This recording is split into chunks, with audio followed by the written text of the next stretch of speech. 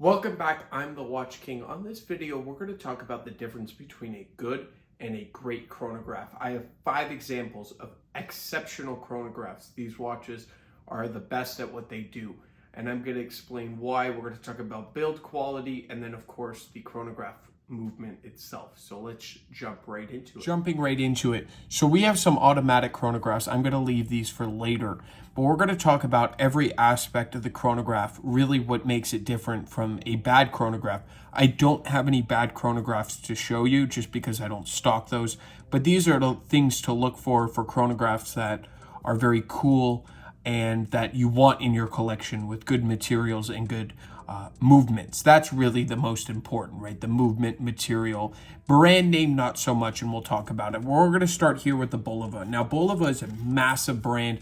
Famously, they are the first commercial on TV ever was a Boliva commercial. Swiss brand, making very hot, nice quality watches all throughout history. This particular one from the 70s. So this is towards the end of an era with Boliva. Boliva made very, very high quality watches for a long time, including this piece. This is what they call a devil diver. This example is very special because it's a Mark I dial and an extremely rare Pepsi variant bezel. So this was like almost a prototype bezel.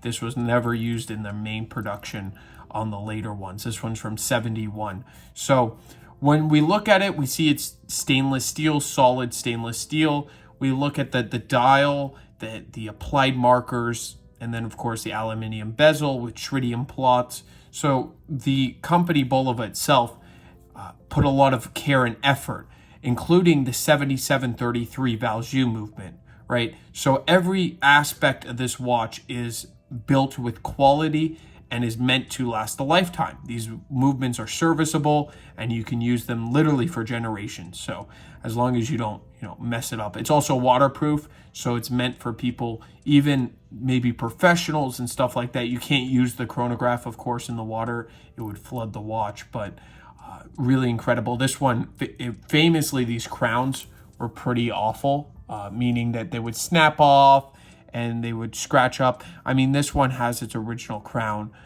and it didn't break off or anything. So that's pretty cool. This watch is 100% original. It just adds a little bit. So they're very collectible. And there's a huge, price difference between something like this and a beat up one. But this is a quality type of chronograph. Now let's move on to something a bit older. This is World War II. This company is DriveUp. Most people have never heard of it, including myself before I got this watch. Many years ago, I got this watch. This is probably this is my favorite chronograph all time that I've ever come across, including vintage Rolex chronographs. And I'll tell you why. Nothing has this stepped case from big companies like that. It's a very rare, it is a very rare example of a chronograph from this time period, right? So it's great shape it's in. That's another thing. So the step case, the stainless steel case, remember 1940s during World War II, it really did not have that. The stainless wasn't even a thing, really. Chrome plated watches were the rage, right? So whoever built it, DriveUp, the company, built it with real quality in mind, right? So we have this type of watch, and then this case back is just truly incredible. All the details about this watch. Pump pushers, right? We have a Valjoux 22. You're going to notice we're going to say Valjoux a lot in this video. Movements matter, right? So Valjoux 22, famously, of course, Rolex used it and a ton of other brands. It wasn't just Rolex. That dial is truly incredible. It's such a showstopper. I wish you were able to see it in person. I wish everybody was able to see this watch in person because it is just amazing. It really is. So continuing on, we have a Brightling. Now, this is the first one where you'll notice there's no pump pushers, but it's not needed because this is an officer's watch. During World War II, commanders and officers wouldn't really do the stainless steel. They would want something dressy. Generals, if they were going to dinner, Brightling made this type of watch. Now, this watch is a war watch because I talked to a Brightling collector. The spring bars are fixed, so you have to use the glue and you have to go around for this strap. You have to go under and around. You can't take off the spring bar. So that is something of the war, right? And it's not, doesn't say Breitling Premier, just Breitling. So this is a very rare example, 18 karat solid rose gold. I believe that crown is they either cap these type of crowns or it's replaced. But that was the only thing on this watch, and everything else is incredible. These are such a steal. I mean, for a watch that is a military watch, 18 karat gold, you really get a steal. I would rather have this than a Navitimer, a modern day Navitimer at least, because this is some character. And you can really, it's one of the only dress watches you can wear with a suit. I mean, excuse me, it's the only chronograph that you can wear with a suit that's like a dress watch. These incredible lugs. Look at this piece. It's just something amazing. All right, so that covers all the hand wind pieces. There are tons of other hand wind chronographs. Famously, the automatic chronograph came out in the mid to late 70s. Seiko and the Zenith were competing to get the first automatic chronograph famously. So there are so many watches, chronographs before that are just incredible. And even after that, there's a lot of hand wind chronographs. But let's talk about the biggest. Well, the Daytona is considered to be the greatest chronograph in the world, right? This is the only watch on the table that is not for sale in the WatchKingOfficial.com. The rest are, so definitely go check it out, and a ton of other amazing pieces. But let's continue on here. So the Daytona, why is it so special? Well, it's an automatic chronograph. This particular one, I should say, because not all Daytonas are, but since the Zenith era, it is extremely thin, unless I believe around 12 millimeters last time I checked, and it's compact, 40 millimeters. It has 70 hours of power reserve, and without the chronograph running, but still, it's incredible, right? And it is a bulletproof, waterproof, water resistant. You can't say waterproof, but water resistant. They say 100 meters. I say it could even do way more than that. So you can use it anytime, all the time, and it is incredible. It just is an incredible watch. The dimensions are perfect. Great for a man or a woman, and that's what really makes this watch, right? Of course, Rolex, the whole Daytona, Paul Newman, all adds into the watch, but on the surface level, the materials used, they use white gold hands and markers, subtle things like that Rolex does really adds value to the brand, in my opinion, right?